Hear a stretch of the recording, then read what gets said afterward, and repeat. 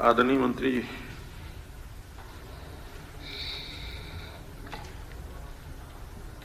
अध्यक्ष महोदय,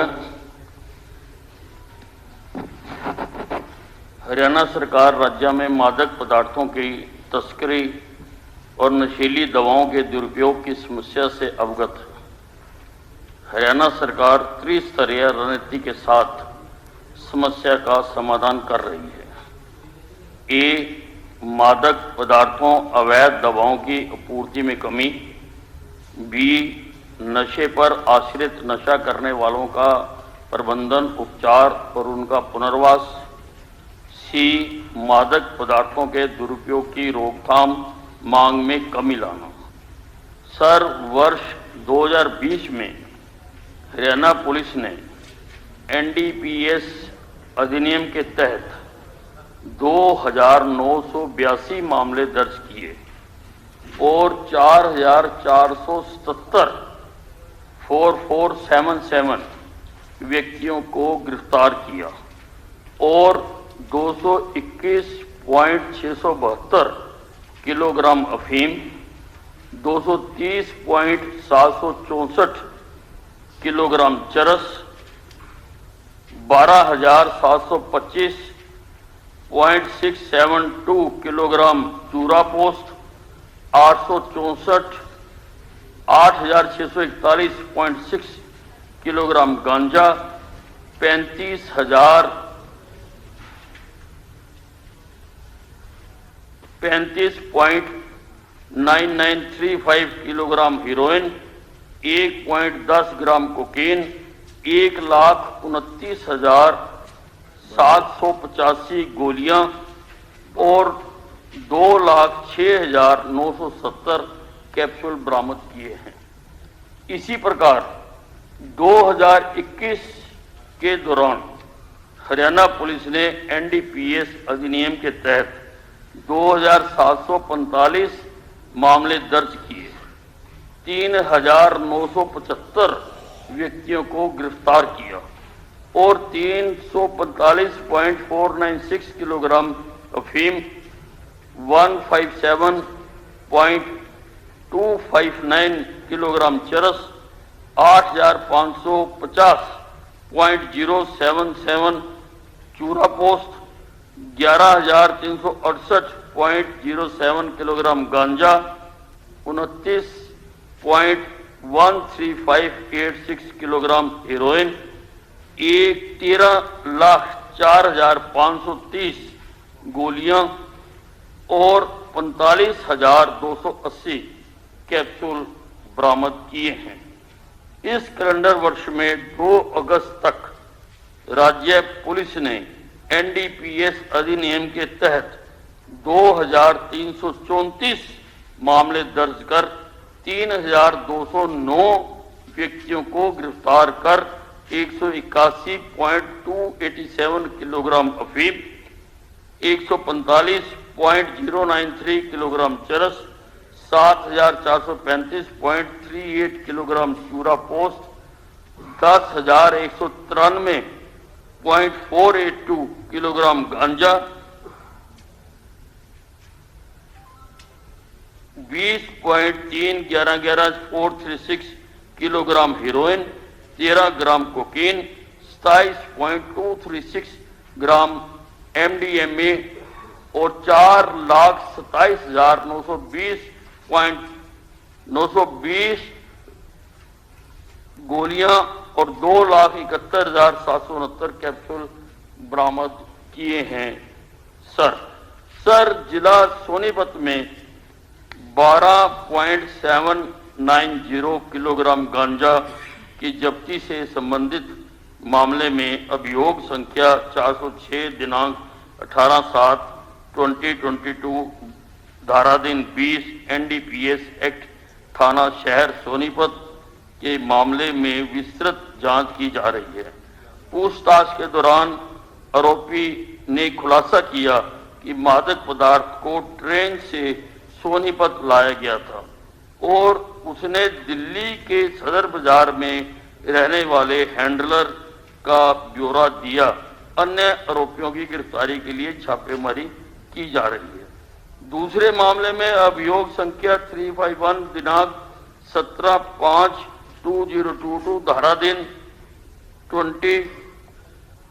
29 NDPS act थाना शहर हांसी से संबंधित हरियाणा पुलिस द्वारा गुप्त सूचना के आधार पर 101.70 किलोग्राम गांजा जब्त किया गया।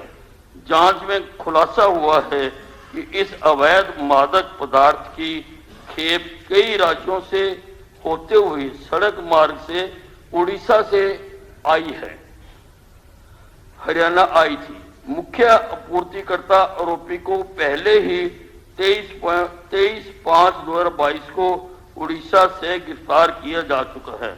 जो आरोपी अन्य राज्य पुलिस बलों से बचने में सफल रहे थे, उन्हें हरियाणा पुलिस द्वारा इंटरसेप्शन पर रखा और गिरफ्तार किया।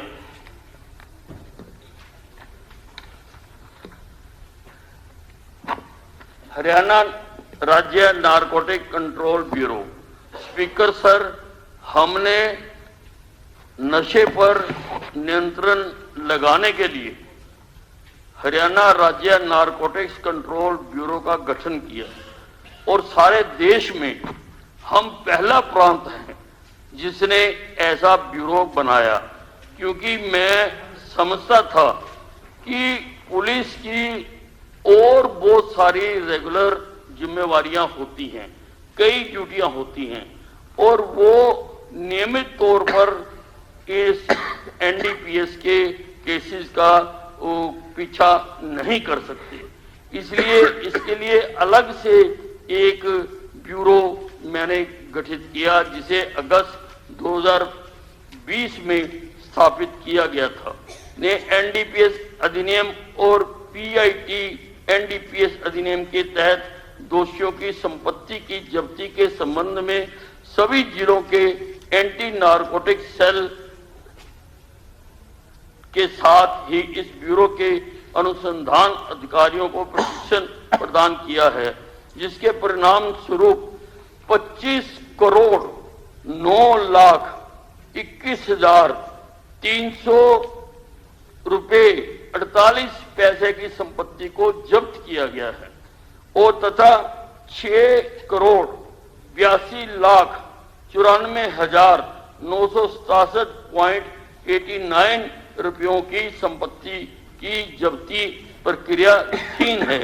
स्पीकर सर, हमने हिदायतें दी हुई हैं कि जितने भी ऐसे नशाखोर पकड़े जाते हैं, उन्होंने इससे जितनी भी संपत्ति अर्जित की है उसको सरकार अपने कब्जे में ले, उसको एक्वायर करे और उस दिशा में हम बहुत बड़ा ये प्रयास हमने किया है। जो 25,09,21,300 रुपए की एक संपत्ति को हमने जब्त किया है और 6,82,94,967.89 रुपए की संपत्ति की जब्ती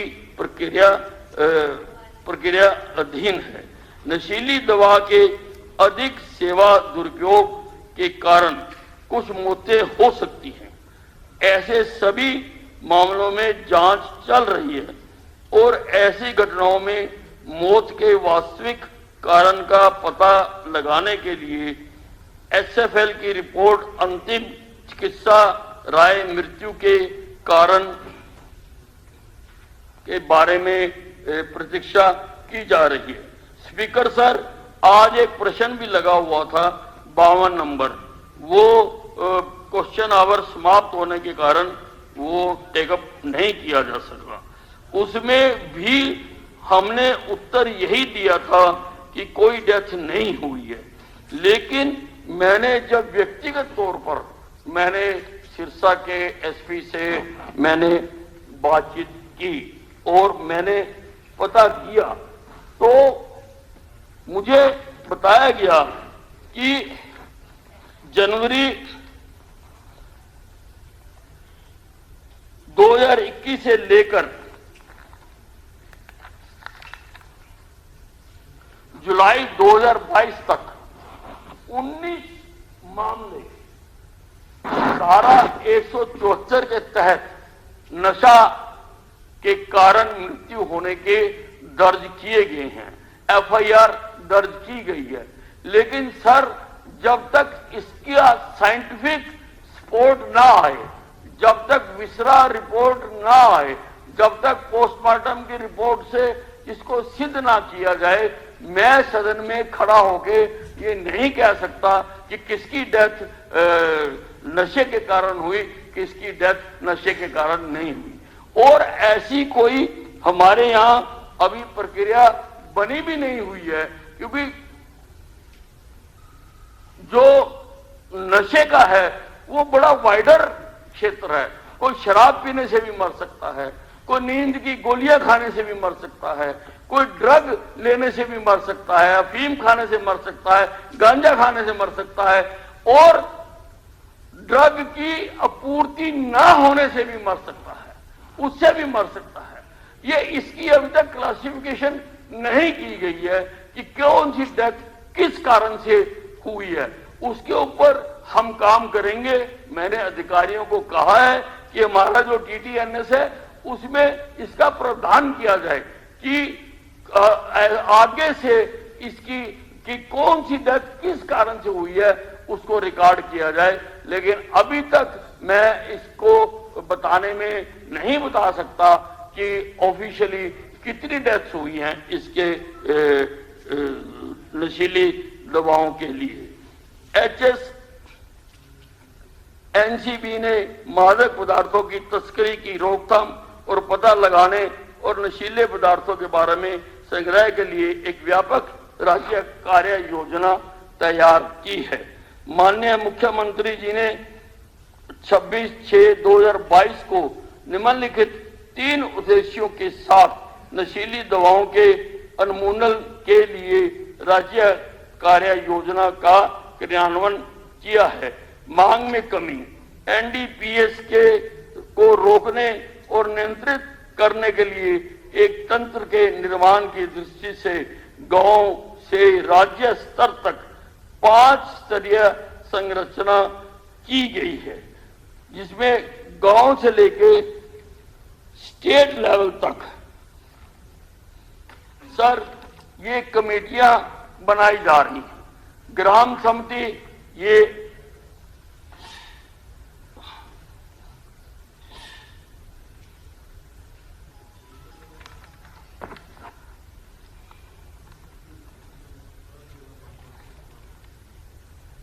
टियर 1 में के स्तर पर लगभग 6,538 ग्राम मिशन टीमें और 1710 वार्ड टीमें गठित की जा रही हैं।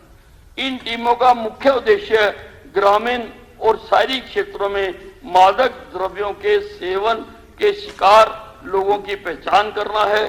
डाटा HSNCB द्वारा विकसित प्रयास ऐप, हमने एक ऐप बनाई है प्रयास, जिसमें ये सारा डाटा दर्ज किया जाएगा कि कौन आदमी ड्रग लेता है, उसके कौन कौन संपर्क में है, कहां कहां से वो लेता है, जितनी भी जानकारी है ये हमने एक ऐप तैयार की है जो प्रयास नाम से ऐप है पर अपलोड किया जाएगा। जो भी इंफॉर्मेशन नशा करने वाले से संबंधित होगी वो हम इसमें अपलोड करेंगे। यह जानकारी आगे टियर 2 क्लस्टर मिशन टीमों के साथ साझा की जाएगी, जिसमें स्वास्थ्य विभाग का भी प्रतिनिधित्व है। टियर 3 72 सब डिवीजन मिशन टीमें MDMT, टियर 4 22 जिला मिशन टीमें और टियर 5 राज्य मिशन टीम जो है बनाई जाएगी, जिसमें 18 विभागों को, सरकार के विभागों को शामिल किया गया है। पर्यवेक्षी होंगे और अपने अपने क्षेत्रों में राज्य कार्य योजना के कार्यान्वयन को सुनिश्चित करेंगे। पायलट प्रोजेक्ट के तौर पर 8 जिलों हिसार, जींद, सिरसा, फतेहाबाद, कुरुक्षेत्र, यमुनानगर, अंबाला और पंचकुला में ये काम शुरू किया गया है। आपूर्ति में कमी, बी पार्ट, प्रयास और साथी नामक 2 एंड्रॉयड मोबाइल एप्लीकेशंस को HSNCB द्वारा डिजाइन किया गया है। ये 2 ऐप, मोबाइल ऐप बनाई गई हैं, जिसका उद्देश्य नशे के आदी और पीड़ितों को पहचानने, समझने और गुमनाम रूप से उनके मुद्दों से लड़ने में मदद करना है। इसके अलावा यह जानकारी स्वचालित रूप से जो HSNCB द्वारा संचालित हॉक सॉफ्टवेयर, हमने एक सॉफ्टवेयर भी बनाया है हॉक, जो हमने उसका हम ही ने नाम दिया है हॉक सॉफ्टवेयर, जो के साथ एकीकृत हो जाएगी। ये सारी जो जानकारी है ये हॉक में सम्मिलित हो जाएगी, शामिल हो जाएगी। इस डेटा का उपयोग अवैध व्यापार में लिप्त सभी लोगों के खिलाफ आपराधिक मुकदमा चलाने के लिए किया जाएगा। साथी ऐप के माध्यम से NDPS अधिनियम 1985 और संबंधित कानूनों के तहत प्रबंधित दवाओं की आपूर्ति श्रृंखला की निगरानी, जो मेडिसिन से नशा करते हैं सर, इसके लिए जो प्रतिबंधित दवाएं हैं जो एनेक्सर X और H में हैं, जो नशीली दवाओं की श्रेणी में आती हैं सर, उनको दर्ज करना अनिवार्य है। और लेकिन अभी इसकी कोई व्यवस्था नहीं है।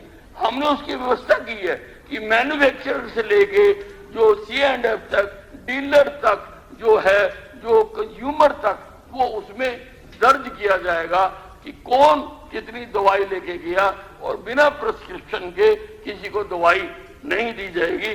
इसका हम प्रावधान कर रहे हैं और इसका प्रावधान करना बहुत जरूरी है, क्योंकि जो यंग पीढ़ी है जिनको नशा नहीं मिलता, वो केमिस्ट की दुकान से जाकर गोलियां लेकर खाते हैं और अपना जीवन बर्बाद करते हैं। NDPS अधिनियम 1985 के तहत प्रबंधित फार्मास्यूटिकल दवाओं और पूर्ववर्तियों की जानकारी निर्माताओं, स्टॉकिस्टों, खुदरा विक्रेताओं और केमिस्टों द्वारा साथी ऐप पर अपलोड की जाएगी। उनके लिए अनिवार्य होगा कि साथी ऐप पर वो अपलोड करें कि किसको उन्होंने कौन सी दवा, प्रतिबंधित दवा, दूसरी दवाइयों का हम नहीं कह रहे हैं, लेकिन जो प्रतिबंधित दवाएं हैं उसके बारे में सर हम कह रहे हैं कि इसके अलावा यह जानकारी स्वचालित रूप से कोर एप्लीकेशन सॉफ्टवेयर हॉक के डेटाबेस में अपने आप शामिल हो जाएगी। यह फार्मास्यूटिकल दवा के निर्माण, आपूर्ति और बिक्री की वास्तविक समय की निगरानी में मदद करेगा। इसका क्रियान्वयन जिला सोनीपत में पायलट प्रोजेक्ट के रूप में शुरू किया जा चुका है। C